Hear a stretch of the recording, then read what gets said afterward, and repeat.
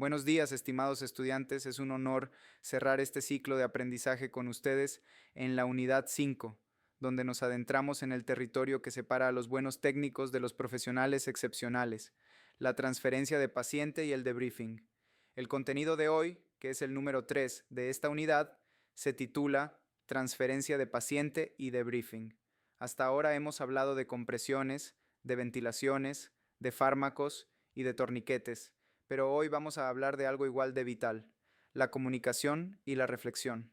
Vivimos una metamorfosis en la medicina de emergencias. Antes pensábamos que el paramédico era un héroe solitario que resolvía el caos con sus propias manos.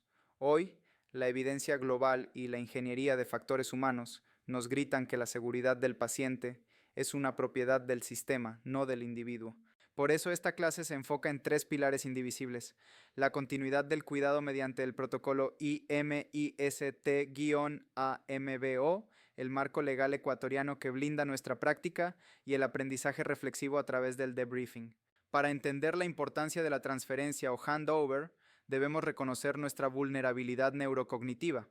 El cerebro humano, bajo estrés, no es una grabadora perfecta. La teoría de la carga cognitiva nos enseña que nuestra memoria de trabajo es limitada. En un ambiente tranquilo, podemos manejar 7 elementos de información a la vez, pero en medio del caos de una sala de emergencias o una escena prehospitalaria con ruido y presión, esa capacidad baja a 3 o 4 elementos. Imaginen que llegan al Hospital Eugenio Espejo con un paciente politraumatizado. La gravedad del paciente impone una carga cognitiva intrínseca altísima al médico que recibe. Si ustedes llegan y empiezan a contar una historia desordenada, llena de ruidos y datos irrelevantes, le están añadiendo una carga cognitiva extraña. El resultado es que el cerebro del médico se satura tratando de entender el desorden y pierde el dato vital de que el paciente es alérgico a la penicilina o que ya recibió 2 litros de suero. Para evitar esto, usamos la ingeniería cognitiva, estandarizamos el reporte. En nuestra unidad académica adoptamos el protocolo IMIST-AMBO, diseñado específicamente para el trauma y la emergencia aguda. Se divide en dos fases: la aguda, IMIST, y la histórica, AMBO. La I es identificación, nombre, edad y género. Esto no es burocracia. La edad y el género cambian las probabilidades diagnósticas. Un dolor abdominal en una mujer joven sugiere embarazo ectópico. En un hombre mayor, aneurisma. La M es mecanismo o motivo de consulta. En trauma, decir caída de 6 metros, alerta sobre fracturas lumbares ocultas. La I es injures o lesiones encontradas. La S son signos vitales, pero no solo el último, sino la tendencia. Estaba hipotenso y mejoró con fluidos. Es muy distinto a sigue hipotenso a pesar de fluidos. Y la T es tratamiento realizado. Aquí hacemos una pausa, un punto de control, para que el equipo receptor pregunte sobre la urgencia inmediata. Luego pasamos a la fase histórica con AMBO, A de alergias, vital para no matar al paciente con un antibiótico en el hospital. M de medicamentos. Si toma warfarina, sangrará hasta morir con un golpe mínimo. Si toma beta bloqueantes, no hará taquicardia aunque esté en shock. B de background o antecedentes médicos. Y O de otros o contexto social. Esta estructura rígida libera al cerebro del receptor de tener que organizar la información, permitiéndole concentrarse en el contenido clínico. Pero el protocolo no sirve si es un monólogo. Necesitamos comunicación de lazo cerrado. El emisor da la orden, administra 1 miligramo de adrenalina. El receptor repite, preparando 1 miligramo de adrenalina. El emisor confirma, correcto. Y al final, el receptor avisa, adrenalina administrada. Esto, que viene de la aviación, elimina la ambigüedad. Y si hay jerarquías que impiden hablar, usamos modelos de asertividad graduada como C u S. Si ven un error, dicen estoy preocupado, concerned. Si no les hacen caso, suben a me siento incómodo, uncomfortable. Y si el riesgo es inminente, dicen la palabra mágica, esto es un problema de seguridad, safety issue. Esa palabra debe de tener todo para reevaluar. Ahora, aterricemos en la realidad legal del Ecuador. Ustedes operan bajo el Código Orgánico Integral Penal. El artículo 146 sobre homicidio culposo por mala práctica profesional es su brújula. La ley sanciona la infracción del deber objetivo de cuidado. ¿Qué significa esto? Que no se les juzga por el resultado, que el paciente muera, sino por los medios, si hicieron lo correcto. Si siguen los protocolos, actúan con pericia y documentan todo, la ley los protege. Pero si actúan con negligencia, no hacer lo que deben, imprudencia, hacer de más o arriesgado, impericia, hacer lo que no saben, o inobservancia de reglamentos, entonces sí hay delito. Y ojo con el agravante de acciones innecesarias, peligrosas e ilegítimas, que sube la pena a 5 años. La defensa legal es la documentación. El formulario 002 de atención prehospitalaria es su bitácora forense. Deben registrar tiempos exactos, graficar signos vitales para mostrar la tendencia y, lo más importante, obtener la firma y hora de recepción del médico.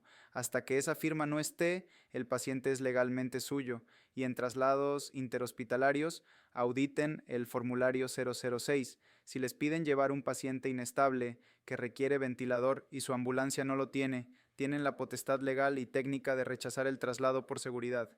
Finalmente, hablemos del aprendizaje y la salud mental. La experiencia sola no enseña, la reflexión sobre la experiencia sí. El debriefing es esa reflexión estructurada. Usamos el modelo Talk para hacerlo en caliente, en 5 minutos después del evento. ¿Qué pasó? ¿Qué hicimos bien? ¿Qué podemos mejorar? ¿Qué aprendimos? Esto no busca culpables, busca mejorar el sistema. Y para la salud mental, olviden esas sesiones obligatorias de ventilar traumas, CISD, que pueden retraumatizar. Hoy usamos el diffusing inmediato entre pares, los primeros auxilios psicológicos y la vigilancia atenta. Si un compañero no duerme o está irritable por más de un mes, facilitamos ayuda profesional. Continuando y aprovechando, quiero que profundicemos en aspectos que mencionamos antes, pero que merecen una disección casi quirúrgica, porque es en los detalles donde se esconden los errores fatales. Hablamos del protocolo IMIST-AMBO para la transferencia. Y sé que muchos de ustedes pensarán, profe, pero si llego con un paciente baleado, ¿quién tiene tiempo para recitar el alfabeto? Y tienen razón en cuestionarlo, pero la respuesta está en la estructura de la información histórica, la parte del AMBO, que a menudo despreciamos por la adrenalina del momento. Permítanme darles un ejemplo clínico real que justifica por qué la M de medicamentos en la historia clínica es vital. Imaginen que traen a un abuelito que fue atropellado levemente. Sus signos vitales parecen normales. Tiene una frecuencia cardíaca de 80. Ustedes reportan paciente estable, pero si hubieran indagado en la M, sabrían que el señor toma beta bloqueantes para su presión alta. ¿Qué hacen estos fármacos? Bloquean la taquicardia. Ese señor podría estar perdiendo litros de sangre internamente, en un shock hipovolémico clase segundo o tercero, pero su corazón es incapaz de acelerarse para compensar o avisarles. Al omitir ese dato en la transferencia, le están vendiendo al médico de emergencia una falsa sensación de seguridad que puede retrasar la transfusión y matar al paciente. Por eso, reportar los medicamentos no es un trámite, es alertar sobre la reserva fisiológica del paciente. Lo mismo ocurre con la A de alergias. En el prehospitalario usamos pocos fármacos que causan alergia, pero en el hospital lo primero que van a hacer es administrar antibióticos profilácticos o analgésicos potentes. Si ustedes entregan al paciente y se van sin reportar que es alérgico a la penicilina o a los AINES y el residente de turno, abrumado por la guardia, le administra una cefalosporina, la anafilaxia iatrogénica que ocurra a los 5 minutos será en parte responsabilidad de una transferencia incompleta. Nunca asuman que no tiene alergias. Si no lo saben, digan explícitamente alergias desconocidas para mantener la alerta encendida. Ahora quiero tocar un tema sensible en nuestra cultura latina y ecuatoriana, la jerarquía. Sabemos que en nuestros hospitales existe un gradiente de autoridad muy marcado. A veces el médico especialista o el líder de trauma no quiere escuchar al tecnólogo o al paramédico. Esto es un peligro para la seguridad del paciente. Para romper esa barrera sin ser irrespetuosos, utilizamos la asertividad graduada, específicamente el modelo CUS. Quiero que se aprendan estas 3 palabras como si fueran un mantra de protección.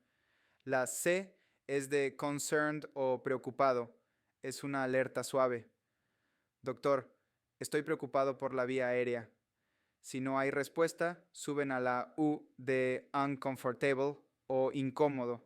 Esto ya cuestiona la ética o la técnica. Doctor, me siento incómodo dejando al paciente sin collarín. Y si el riesgo es inminente, usan la S de safety issue o problema de seguridad. Esto es un problema de seguridad para el paciente, debemos parar.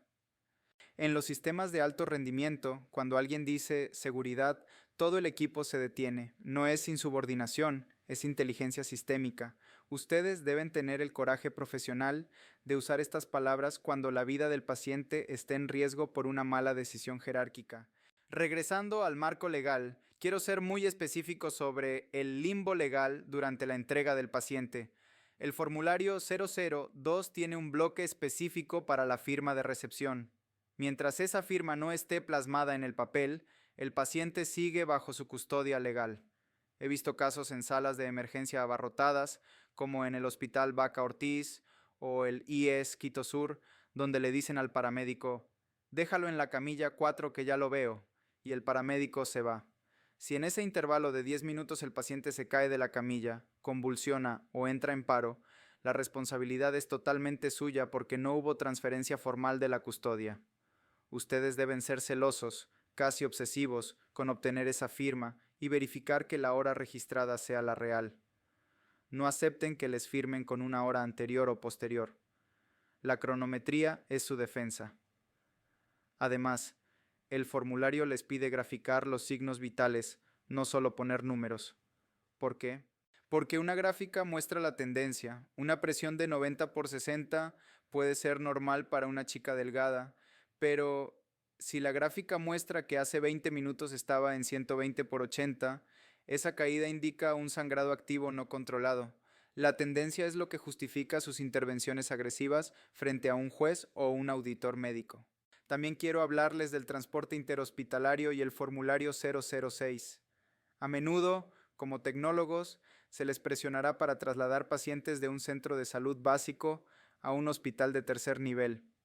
Aquí es donde su criterio clínico debe imponerse a la presión administrativa. Ustedes tienen la potestad y el deber de auditar al paciente antes de subirlo a la ambulancia.